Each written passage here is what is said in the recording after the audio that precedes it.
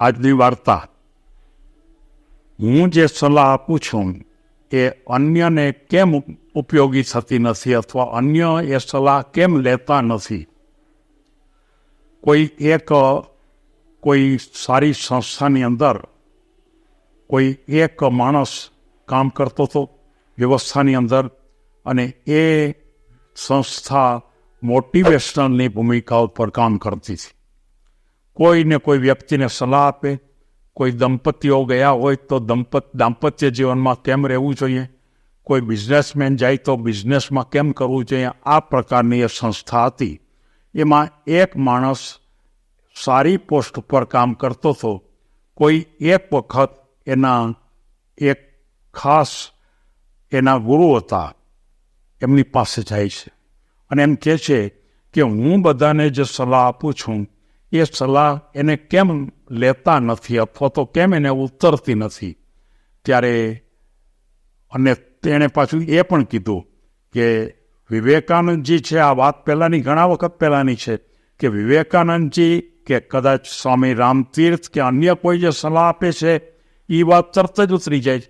હું પણ એ જ વાત કરું છું, એવી જ વાત કરું છું, પણ છતાં શબ્દો એ નહીં છે, પણ છતાં એ લોકો કહે છે ત્યારે એની વાત બધાને ઉતરી જાય મગજમાં, એ રીતે કરે છે. અને હું જ્યારે કહું છું ત્યારે કોઈ કરતા નથી, તો આની પાછળનું કારણ શું? ત્યારે એ જે ગુરુ હતા, સંત હતા, એમ કહે છે કે આના માટેના કારણો તો ઘણા હોઈ શકે, પણ મારે સૌથી પહેલી વાત એ કહેવી છે કે એ જે લોકો સલાહ આપે છે ને એ સલાહ બધા યુવાનોના મગજમાં ઉતરી જાય છે. કારણ એ છે કે એ લોકો જે વાત કરે છે એની પાછળ એનો કોઈ સ્વાર્થ નથી. તમે જે વાત કરો છો ને એમાં તમે પગારદાર છો, અને પગારદાર તરીકે તમે જે કહો એની અસર એના ઉપર ન થાય, એટલે તમારો લાભ પણ એમાં પડેલો છે. જ્યારે પહેલાં લોકો જે આપે છે એમાં એનો કોઈ પ્રકારનો લાભ નથી. આટલી જ વાત નથી, બીજી વાત છે કે તમે જે સલાહ આપો છો એ માત્ર યાંત્રિક રીતે સલાહ આપો છો. અને જે સંતો, જે વિવેકાનંદજી છે કે કોઈ સ્વામી રામતીર્થ છે કે અન્ય સંતો છે, એ લાગણીના ભરપૂર પ્રેમ સાથે સલાહ આપે છે. ત્રીજી વાત એ પણ કહી શકાય કે તમે જે સલાહ આપો છો એ પ્રમાણે તમે કરતા નથી.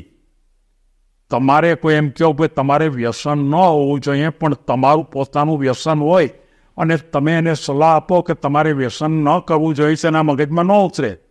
જ્યારે સ્વામી વિવેકાનંદજી અને સ્વામી રામતીર્થ જે કાંઈ સલાહ આપે છે એ પોતે એ કરે છે, અનુભવે છે, એનો ફાયદા કેટલા થયા મેળવે છે, અને પછી એને સલાહ આપે છે. એટલે કે તમારા અને એના વચ્ચે 3 બાબતોનો આ ફેરફાર છે. અને જો આ 3 બાબતોનો ફેરફાર તમે કરી શકો તો તમારી સલાહ પણ બધા માનવાના જ છે. શબ્દો બને એના એ રહ્યા, પણ શબ્દો માત્ર હોતા નથી, પણ શબ્દો ઉપર પ્રેમ, લાગણી અને ભાવ ઉપર ચડીને સામા માણસમાં જાય છે. એટલે તમારી સલાહ કોરી છે, અને એની જે સલાહ છે એની સાથે પ્રેમ, લાગણી અને આ ભરેલું છે. મિત્રો, આ વાત બહુ અગત્યની છે. તમે જોઈ શકશો કે સલાહ તમે જ્યારે આપતા હો ત્યારે હંમેશા યાદ રાખો કે તમે પોતે એ રીતે કરો છો. તમે વ્યસન ન કરવું જોઈએ એમ વાત હોય, તમારે વ્યસન નથી કરતા. તમારે એમ કહેવું છે ચા તમારે ન પીવો જોઈએ, તો તમે ચા ન પીતા હો તો જ થઈ શકે. આપણે પહેલાંના વખતમાં ગુજરાતીમાં એક વાર્તા આવતી કે એક સંત પાસે એક બેન જાય છે કે મારો દીકરો ગોળ વધારે ખાય છે, તો એને અટકાવો. તો એ સ્વામીજીએ એમ કીધું કે 15 દિવસ પછી આવજો. 15 દિવસ પછી સ્વામીજીએ એમ કીધું, બેટા, ગોળ ખાવાથી આપણને નુકસાન થાય અને ગોળ ખવાય નહીં જાજો, આટલો જ ગોળ ખવાય. અને તરત જ એને અસર થઈ ગઈ. એટલે બેન એમ કીધું કે તમે જો આવું જ કહેવાના હતા તો ત્યારે કેમ ન કીધું? ત્યારે એને એમ કીધું કે હું એ વખતે ગોળ ખાતો હતો, અને જો હું ગોળ ખાતો હોઉં તો મારે એને ગોળ ન ખાવાની વાત ન કરી શકાય. મારે સૌ ઉપદેશકો, સૌ કોઈ તાલીમ આપનારા, સૌ કોઈ શિક્ષકો, અથવા તો અન્ય પ્રકારે કોઈ સંસ્થાની અંદર કામ કરતા દરેકે દરેક વ્યક્તિને એમ કહેવું છે કે તમારી સલાહ તમે જે આપો એ ભૂમિકા તમે પોતે સ્વીકારી છે પછી જ તમે આપવા માટે પ્રયત્ન કરો. નહીંતર તમારી સલાહ છે એની કોઈ અસર પણ નહીં થાય અને સામી વ્યક્તિએ સલાહ સ્વીકારશે પણ નહીં. આપણે પણ વિચાર કરી કે અનેક વખત આપણે સલાહ કોકની પહેલ લેવા જઈએ તો કોકની સલાહ આપણને મગજમાં ઉતરી જાય. કોકની એવા શબ્દો પણ ઉતરતી નથી.